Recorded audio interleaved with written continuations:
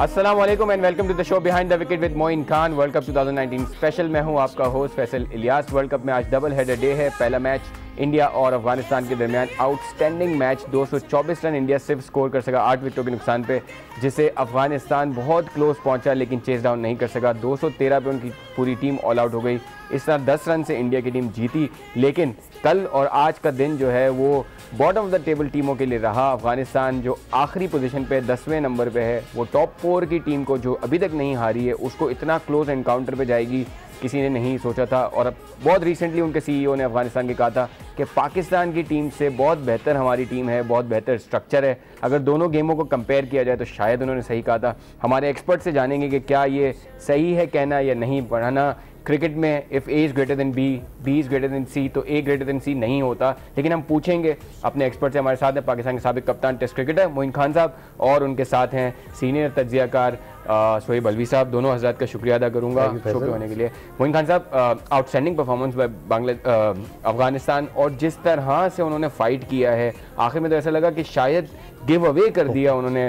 No doubt it was a wonderful match, like the way they fought it throughout the match के 224 पे restrict किया India को। Although कि India all out नहीं हुई, वो एक स्लाइटली एडवांटेज जाता है टूवर्ड्स इंडिया, बिकॉज कि जब भी आप ऑल आउट नहीं होते तो इट शोज़ के पिच में कुछ जान है, बॉलर्स के लिए कुछ है। तो रिस्ट्रिक्ट किया उन्होंने, और उसके बाद जब इंडिया ने बॉलिंग की तो इंडिया की भी मैं समझता हूँ कोई आउटस्टैंडिंग बॉलिंग थी। जहाँ जहाँ विकेट रिक्वायर्ड थी एक्चुअली विकेट मिलती चलेगी। और जो इनएक्सपीरियंस और एक कहना चाहिए ना जो मैच्योरिटी बैट्समैनों में होती है वो नज़र नहीं है अफगानिस्तान में। No doubt as a whole I think they really fought well. Body language अच्छा था, दे ट्राइंग, बट एक दो गलतियाँ जहाँ बैट्समैनों से हुई हैं एट दी एंड मैं कहूँगा राशिद खान से, राशिद से भी गलती हुई है बिल्कुल। और इसी तरह मैं समझता हूँ कप्तान ने जिस तरह की शॉट खेली है चाल के ऊपर, वो भी कोई इतनी अच्छी शॉट नहीं थी। प्री प्लान उस ओवर में भी एक चौका मिल चुका था। And at the and I think नबी ने, मैं समझता हूँ कि स्ट्राइक रोटेट करने की कोशिश नहीं, चार्ज अपने हाथ में नहीं लिया। रिस्क लेना चाहिए था। 3 विकेटें उस वक्त भी बाकी थी, जब डॉट बॉल्स बहुत हुई हैं। जी हाँ, थोड़ा सा जो कहना चाहिए ना कि जो मैच्योरिटी होती है बैट्समैन की, एक एक्सपीरियंस, वो चीज़ की लैकिंग नज़र आई। और जो आपने बात की थी कि पाकिस्तान की और बैटरमेंट की बात कि अफगानिस्तान की टीम ज़्यादा better, no doubt at times आपको ऐसा लगता है, बट अगर आप कंपैरिजन जेन्युइन कंपैरिजन करना है, I think number of matches देखें कि पाकिस्तान ने इंडिया के साथ कितने खेले, कितने किसकी विक्ट्रीज हैं, आपने कितने मैचेस खेले हैं जो आप इतना बड़े स्टेटमेंट से कंपेयर अफगानिस्तान को ऐसे टूर्नामेंट्स में आउटस्टैंडिंग परफॉर्मेंस। यहाँ तक भी कहा गया कि हमारा इंफ्रास्ट्रक्चर बेहतर है पाकिस्तान। वो तो खैर सबको पता है कि नहीं है, उसमें कोई बताने की इतनी ज़्यादा ज़रूरत नहीं आती। पाकिस्तान का बहुत स्ट्रक्चर है, और जितने बड़े लेजेंडरी क्रिकेटर्स जो रिकॉर्ड होल्डर्स हैं पाकिस्तान में है, तो मेरा ख्याल अभी तो कोई एक भी नहीं है, शायद T20 में कोई हो ऐसा जिसको इतना रेट करते। तो अभी ये कहना बहुत कबल वक्त है। बिल्कुल सही है। और अभी तक एक टेस्ट मैच भी नहीं जीता अफगानिस्तान ने, बाय द वे। और एक पैकेज देखते हैं इस मैच के हवाले से, फिर सोहेब साहब से पॉइंट ऑफ व्यू लेते हैं इस मैच का। कोहली की तीसरी लगातार निस्फ सेंचुरी वर्ल्ड कप में, और कोहली तो हमेशा ही अच्छा खेलते हैं, लेकिन केदार यादव की इनिंग कितनी इंपॉर्टेंट है सोहेब साहब? काफ़ी रही है, बिकॉज ऑब्वियसली उन्होंने ये रियलाइज़ किया कि हमने 50 ओवर पूरे खेलने हैं, और 50 ओवर तक वो ले गए। अगर वो नहीं होते तो शायद 200 के नीचे आउट हो गए होते इंडिया। तो उन्होंने ये रियलाइज़ किया, अपने आप को कंटेन किया। He is a very aggressive batsman. लेकिन उन्होंने जब रियलाइज़ किया कि कोहली भी निकल गया है हाथ से, सभी निकल गए हैं, शंकर सब आउट हो गए थे। So then I think after, specially after Kohli, ये रियलाइज़ किया मैंने टेल के साथ शायद खेलना पड़े। उसका 30-33 ओवर हुए थे, तो आई think he played very well, और बड़ी अक्लमंदी से खेला कि वो ऐसी टोटल पे ले गया जिससे इंडियन बॉलर्स को फाइट बैक। बिल्कुल सही। मोइन भाई, आपको लगता है कि जो हमने आज और कल की पिच देखी, कल वाले मैच में भी इंग्लैंड श्रीलंका के मैच अच्छा मैच हुआ, कंपेटिटिव मैच हुआ, आज इवन एक बॉटम ऑफ द टेबल और टॉप 4 की टीम के दरमियान मैच था, वो भी कंपेटिटिव। आपको लगता है कि ये 400 वाली पिचेस से ये बेहतर पिचेस हैं जहाँ एक चांस, इक्वल चांस मिलता है दोनों टीमों को?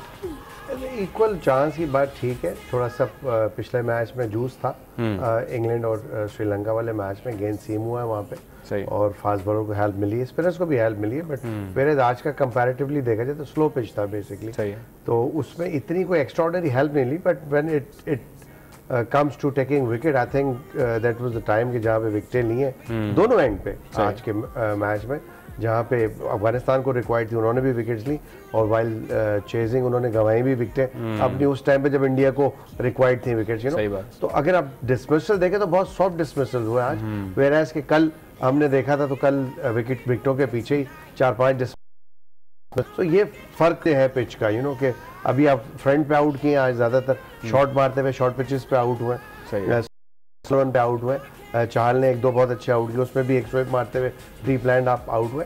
आई थिंक पिच में हेल्प था बॉलर्स के लिए बनिस्बत आज लो स्कोरिंग मैच में भी ये रीजन था कि विकेटें गिरती चली गई, इस वजह से इंडिया भी अंडर प्रेशर आया, थोड़ा सा एक्सपोज हुई उसकी बैटिंग कि अगर ऊपर से आप 2-3 विकेटें गिरा सकते हो उनकी तो यकीनन जो मिडिल ऑर्डर है वो इतनी ऐसी बैटिंग लाइनअप नहीं है जैसे रोहित शर्मा, विराट कोहली ऊपर से या शेखर धवन के ना होने से भी नेचुरली एक बहुत बड़ा फर्क पड़ा है उनको, क्योंकि एक राइट हैंड लेफ्ट हैंड का कॉम्बिनेशन बहुत आउटस्टैंडिंग था, मेरे जब राहुल को लेके आ रहे हैं वो, तो मेरा ख्याल है कि इससे भी फर्क पड़ा है। तो आने वाले मैचेस में कम से कम टीमों को ये मैसेज चला गया कि इंडिया को आप हरा सकते हैं, यू नो, ऐसा नहीं है कि इंडिया बहुत ही आउटस्टैंडिंग खेल रही है। बिल्कुल सही है सोहेब साहब, ये जो अफगानिस्तान की परफॉर्मेंस है उसके बाद आपको लगता है कि पाकिस्तान की हार थोड़ी और बड़ी हार लगना शुरू हो गई है?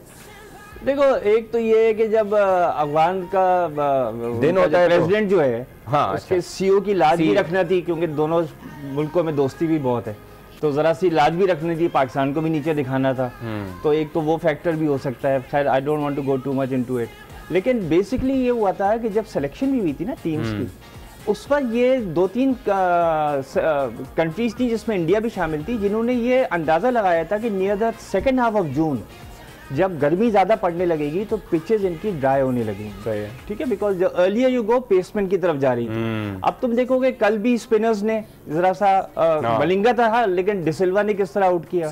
आज आप देखें मुजीब ने और जिस तरह से नबी ने और राशिद ने भी कमबैक किया, ठीक कमबैक किया। उसके बाद चाहल को देख लो, तो as you now get into the end of June, you will see that the spinners will start coming more into play, which is good for Asian side. Which is good for Asian side, it's good for Pakistan. लेकिन जब तक तो I think वो हमारे पास तो sir spinner ही उस पाए के है नहीं।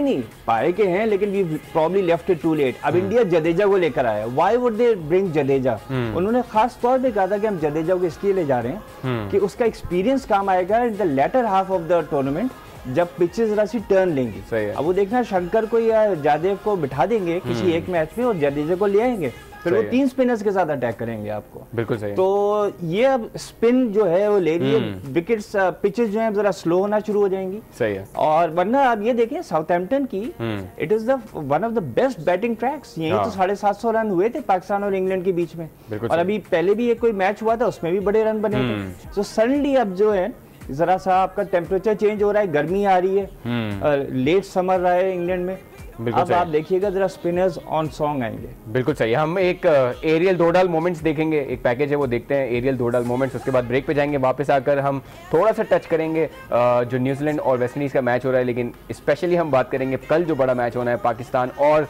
साउथ अफ्रीका का, उसके हवाले से। तो हमारे साथ रहिएगा, एक ब्रेक के बाद वापस आते हैं।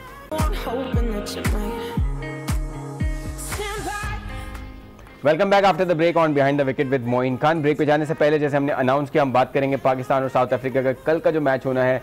और पाकिस्तान की टीम काफ़ी अंडर प्रेशर है, 2 बड़े मैचेस हम हार चुके हैं, ऑस्ट्रेलिया और इंडिया से, और बहुत बुरे तरीके से इंडिया से हारे हैं। और उस हार के बाद जो फैंस का रिएक्शन है, नॉट जस्ट इन पाकिस्तान लेकिन जहां प्लेयर्स हैं हमारे इंग्लैंड में, वहां पे भी काफ़ी रिएक्शन दिखा है। तो उसके हवाले से सरफराज अहमद के कुछ जवाबात हैं, उन्होंने आज प्रेस कॉन्फ्रेंस की है, काफ़ी डिटेल में सारे जो सोशल मीडिया पे बहुत सारे जो मीम्स हैं, बहुत सारी जो चीज़ें हुई हैं, उनके हवाले से उन्होंने जवाबात दिए हैं, वो सुनते हैं, उसके बाद डिस्कशन करते हैं। Alright, so a lot of clarifications by Sarfaraz on all these issues, जमाई लेना या अच्छा परफॉर्म ना करना, या एक चीज़ उन्होंने रिपीट की है मोइन खान साहब कि क्रिकेट एक दिन जो है आपको आसमान पे ले जाती है, एक दिन आपको ज़मीन पे फेंकती है। डू यू थिंक कि अगर आप अपना 100% दे रहे हो, आप अपना बेस्ट कर रहे हो, आप करेजियस हो, आप सही डिसीजन ले रहे हो, फिर भी क्रिकेट आपको ज़मीन पे फेंकती है? बिल्कुल ऐसे ही होता है। आप अगर उठा के देख लें लोगों के कैरियर, आई थिंक ऐसा होता है हकीकतन। आप कोशिश तो करते हैं, कोई भी प्लेयर ऐसा नहीं होता कि 100% जान मारने की कोशिश। हाँ, कुछ फेजेस ऐसे आते हैं इंसान के ऊपर जो फॉर्म आउट ऑफ फॉर्म हो जाते हैं, क्योंकि आप इंसान हैं, इंसान के ऊपर हो सकता है कि हम आज जहाँ बैठे हुए बड़ी कंस्ट्रक्टिव बात कर रहे हैं और कभी हम बहुत ही ऐसी नेगेटिव बातें करनी शुरू करें, हो सकता है वो किसी को अच्छी लगती हो, किसी को ना लगती हो, ये फेजेस होते हैं। स्टेबिलिटी वही होती है कि आप सोच समझ के चीज़ करें, ज़्यादा कंसिस्टेंसी करें, जितनी रेपुटेशन होगी आपकी मिस्टेक्स में उतना ज़्यादा आप क्रिटिसाइज होगे, जितना ज़्यादा अच्छा रहोगे, फोकस रहोगे, कोशिश करोगे परफॉर्मेंस की, तो नेचुरली जो एवरेज प्लेयर होते हैं वो एवरेज परफॉर्मेंस ज़रूर देते हैं कम से कम। और जो बिल्कुल ही फैनेटिक लाइक अगर कोई करंट क्रिकेट के अंदर आप एग्जांपल देखेंगे, विराट कोहली जैसे प्लेयर हैं जिनके वर्क एथिक्स कोई देखे, कोई पढ़े उनके बारे में, तो आपको पता लगेगा कि प्रोफेशनल कैसे होते हैं। तो चीज़ों के लिए देखें, आपको कुछ हासिल करने के लिए सेक्रीफाइसेस तो करनी पड़ती हैं। सही बात। और अगर आप मेंटली वहाँ नहीं है, फिजिकली वहाँ नहीं है, तो आप कैसे एक्सपेक्ट कर सकते हैं कि अल्लाह मियां की मदद आपके लिए शामिल हो जाएगी और आप जीत जाओगे, अनटिल अनलेस कि आपके 11 प्लेयर जो खेल रहे हैं उनकी विश एंड विल ये हो कि यार आज हमने मैच जीतना है। मैं अगेन कह रहा हूँ, कल इतना बड़ा मैच होने जा रहा है कि आप ज़रा से भी डिस्ट्रैक्ट हुए, डबल माइंडेड हुए, तो आपको कहीं भी लक जो है आपकी फेवर में नहीं जाएगी। तो you have to be mentally prepare and sure that we gonna win this game and we can, अगर ये वाला फेयर आया कि नहीं हम हार ना जाए कहीं, तो मेरा मतलब है कि फिर आप डिस्ट्रैक्ट होंगे, डबल सोच हो जाएगी आपकी। सही है। तो आप वो परफॉर्म नहीं कर पाते। यही अच्छी फॉर्म और बैड फॉर्म में यही फ़र्क है। कभी कभार जो मैं जैसे कहा कि फेजेस होते हैं इंसान के ऊपर, हर इंसान की ज़िंदगी वो ऐसे नहीं चल रही होती, करियर में भी तो वो ऐसे ही चल रही होती है। तो मेरा मतलब है कि कोई आई डोंट थिंक सो कि ऐसी कोई खास बात है। आई think he spoke very well, उसने क्लैरिफाई किया अपनी सारी चीज़ों को, विच वाज गुड। बहुत अच्छे वे में जिस तरीके से कंट्रोल करना चाहिए था, कंट्रोल बिल्कुल अच्छी बात है, क्योंकि उनकी पोजीशन ऐसी है, वो पाकिस्तान की क्रिकेट को रिप्रेजेंट कर रहे हैं as a captain. I think the way he spoke that was good. Suhaib, आप कैसे रीड करते हैं सरफराज की बॉडी लैंग्वेज को, और स्पेशली ये जो इंसिडेंट हुआ है, जो बहुत सारी ऐसी चीज़ें हुई जो नहीं होनी चाहिए थी, हमने देखा कि एक फ़ैन ने जिस तरह की वीडियो ली, उसके बारे में क्या कहना? देखिए, उसके बारे में तो मैं फ्रैंकली नहीं कहना चाहूँगा, बिकॉज जितना हम उसके बारे में कम बात करें उतना ही अच्छा है, वरना वो ज़्यादा फैलती है बात, और कोई अच्छी उसमें नेचर में बात भी नहीं थी। मैं ये कहूँगा कि जो आज सरफराज ने कहा कि मैंने जवाई ली और तो नहीं ली, तो मुझे याद आ गया कि जावेद मियां बता रहे थे कि सरफराज नवाज ने एक दफ़ा कैच छोड़ दिया तो सब उसके पीछे लग गए। उसने कहा यार मैंने कोई कैच छोड़ा है, जासूस तो नहीं छोड़ा है ना। तो वही बात होती है कि हो गया भाई, वो कौन सी ऐसी बड़ी बात हो गई। एंड आई थिंक बहुत सी ऐसी चीज़ भाई होती है। मेरे तो लाइव टीवी देखे लोग लानतें देते रहे लोगों को के ऊपर। हाँ, मैं उस स्टूडियो में बैठा था। लानतें जमाई is a very natural thing, मैं बैठा हूँ स्टूडियो में। तो सही कह रहे हैं मोइन कि लोग एक्सट्रीम पे चले जाते हैं। अच्छा, ये ज़रूरी नहीं है कि पूरी नेशन इस तरह का हो। I think we are a very forgiving nation also.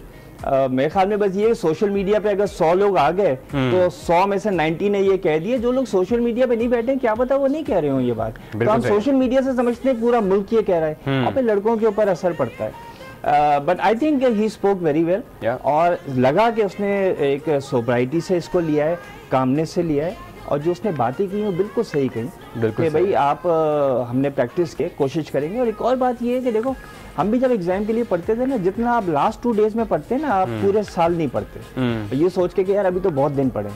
इसी तरह जब आप मैच हारते हैं ना, पहला मैच हारा यार अभी तो 8 मैच पढ़े, एक जीत जाए भाई, फिर दूसरा करे यार। सुने, जब आप बिल्कुल अपनी उस पे आ जाते हैं कि यार अब तो हर मैच जीतोगे तो पहुंचेंगे, तो फिर आप 10 ज़्यादा करेंगे, फिर आप ये समझते हैं कि आप कोई इसमें चांस नहीं है। I disagree. It's not like giving an exam. It's a World Cup. You're representing your country. It's a huge difference. नहीं, you can. जो top स्टूडेंट्स होते हैं, like जैसे इन्होंने बोला, वो रिवर्स में जाते हैं। वो पहले इतना हार्ड वर्क कर लेते हैं, बाय द टाइम जब एग्जाम करीब आ रहे हो तो रिलैक्स कर रहे होते हैं कि now this is the time to deliver. Simple. और उसमें ये है कि बैक्स टू द वॉल होती हैं, बिकॉज फिर आप ज्यादा हिम्मत लगाते हैं कि यार अब तो कोई बचा ही नहीं देना, अब तो मैंने जीतना ही जीतना है। तो जैसे इन लोगों ने किया पैशन, अगर आप ऑस्ट्रेलिया के खिलाफ ऐसा पैशन लेते हैं, 1992 जैसे आज कमेंटेटर ने स्पेशली कहा कि one of the best thing with Virat Kohli is कि वो अफगानिस्तान के साथ जितने अग्रेशन से खेलते हैं उसी तरह अग्रेशन से ऑस्ट्रेलिया के साथ खेलते हैं। He was equally disappointed to get out today. Pakistan में if it's your passion then you have to take it as a जैसे पैशन। मोइन से पूछो, जब इन्होंने ऑस्ट्रेलिया का मैच खेला है 1992 में, वो मैच हार जाते, Pakistan was out of the tournament, ठीक है। उस वक्त इनसे पूछो कि इनका क्या पैशन था। और जो पहला मैच वेस्ट इंडीज से खेला था, जहाँ 220 रन बनाए थे, रमीज राजा ने 50 ओवर खेल के 100 किए थे, उसमें कोई जल्दी नहीं थी यार, अभी तो बहुत मैचेस पड़े हुए हैं। But that is the difference, इसीलिए हम ऑस्ट्रेलिया में, आपको पता है ऑस्ट्रेलिया में बड़ी मुश्किल क्रिकेट है। इनफैक्ट हम तो यूनिवर्सिटी की टीम से हार गए थे, हम तो तकरीबन ओवर 40 न्यू साउथ वेल्स से हार गए थे मेरे ख्याल में। हम ऐसी टीमों से हार गए थे, हम तो इतना डिमोरलाइज हो गए थे कि पता नहीं वर्ल्ड कप में क्या होगा, यू नो। जब भी तो लोग कहते हैं 92 में भी यही हुआ था। और ऐसा हम देखते हैं कि कल की जो तैयारी है वो कैसी है, और सरफराज ने जो स्टेटमेंट्स दिए हैं हमने तैयारी की है, उसका एक पैकेज देखते हैं, फिर मजीद बात करते हैं। और साउथ अफ्रीका ऑलरेडी टूर्नामेंट से बाहर है। पाकिस्तान के पास अभी भी चांस है, जिस तरह 92 वर्ल्ड कप से सब कनेक्ट करते हैं, अगर चारों मैचेस जीतते हैं और कुछ इंग्लैंड मैचेस हारे अपने, तो चांस बनता है पाकिस्तान का। लेकिन मोइन खान साहब, अब स्टूडेंट्स जो हमारे प्लेयर्स हैं, उनके लिए इम्तिहान का वक्त आ गया। अब आपको लगता है कि वो फाइनल प्रेशर जो है वो लेंगे और अपना 110% देंगे ग्राउंड में? हमारे जो तबलीगी साथी हैं, इंजमाम हैं या सईद भाई हैं, वो डायरेक्ट पहले तो आशिफ आमला से कांटेक्ट करें कि तुम लोग का तो सफर खत्म हो गया यार, हमें बाहर करवा देना। उधर एक और पाकिस्तानी बैठे हैं, इमरान ताहिर, उससे कोई बात, लेकिन मुसलमान भाई को मुसलमान से मदद देना चाहिए, ऐसे होने वाले हैं। बट आई थिंक पाकिस्तान के पास ऑफ कोर्स कोई गुंजाइश ही नहीं ना, बिल्कुल। अब साउथ अफ्रीका तो हार ही चुके हैं, इसलिए वो भी अपनी इस वक्त स्टेक उनका सरफराज ने बड़ी एक इंटरेस्टिंग बात की मोइन भाई कि हमारा रिकॉर्ड साउथ अफ्रीका से अच्छा रहा है आईसीसी टूर्नामेंट्स में। Do you think that also matters? यार रिकॉर्ड देखे, हिस्ट्री इज हिस्ट्री है ना। अब नया गेम है, नया मैच है, नया इम्तिहान है, you know.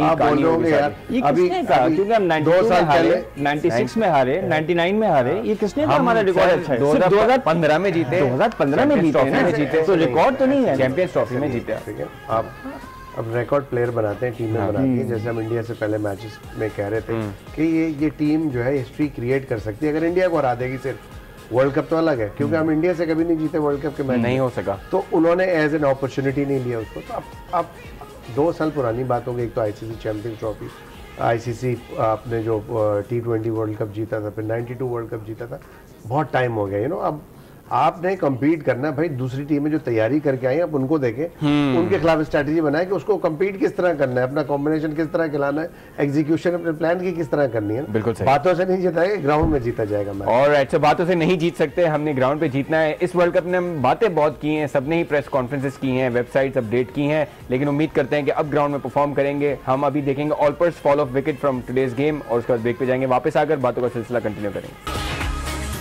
Welcome back after the break on behind the wicket with Moin Khan. Break पे जाने से पहले हम डिस्कशन कर रहे थे कि अब पाकिस्तान के क्या चांसेस हैं कल के मैच में कमबैक करने के। उम्मीद है कि अच्छे चांसेस होंगे और हम बात भी करेंगे उसके हवाले से, लेकिन अभी हम देखेंगे फोर्स जो आज के मैच इंडिया वर्सेस अफगानिस्तान से हैं, उसमें फोर्स जो लगे हैं वो देखते हैं। Brought to you by time.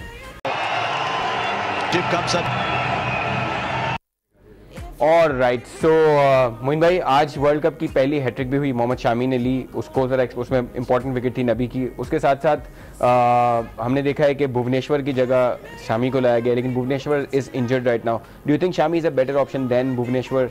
Well it all depends. I think कि नए बॉल से मैं समझता हूँ जो इफेक्टिव है वो भुवनेश्वर है, बिकॉज कि उन्होंने बहुत ज़्यादा मैचेस के अंदर शो किया हुआ नया बॉल से। सही है। और जिस तरह वो स्विंग और सीन पे कंट्रोल है उनका, तो मेरा ख्याल है कि इंडिया के लिए ज़्यादा जो है वो Bhuvneshwar Shami is more like Wahab Riaz, बड़े हेवी बॉल, बट वो विकेट टेकिंग आज भी बहुत अच्छी बॉलिंग की उन्होंने। पहली वर्ल्ड कप की जो है वो हैट्रिक उनके नाम हुई है। आई थिंक उन्होंने बॉलिंग बहुत अच्छी की है, जहाँ विकेट्स की जरूरत थी वहाँ विकेट भी ली। स्लो ओवर में अच्छे करते हैं, बीच में पेस वेरिएशन है, बाउंसर्स भी करते हैं। बट अगर नया बॉल को नहीं देख रहे इस वक्त कोहली, तो फिर तो शामी को आप टीम में जरूर रख सकते हैं। और जिस तरह की परफॉर्मेंस दी है, अब डेथ में अच्छी बॉलिंग कराई। हाँ डेथ में अच्छी बॉलिंग की, तो अब मुश्किल होगा उनके लिए भी शामी को बाहर करना, यू नो। सही है।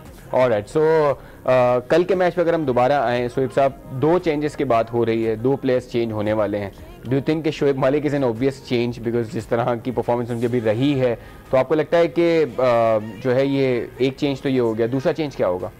देखो पहली बात है कमिंग टू मलिक, इनको चेंज इसलिए कर देना चाहिए कि 4 इनिंग्स में जब फ्लॉप हुआ है और अगर खुदा ना खास्ता कल फ्लॉप हो गया तो फिर तो उनको बहुत ही क्रिटिसिज्म मिलेगा टीम मैनेजमेंट को कि आपने मरवा दिया। कोच ने तो कहा कि एक और मैच मिलेगा, वो 100 भी कर ले शायद, लेकिन उसकी प्रोबेबिलिटी कम है।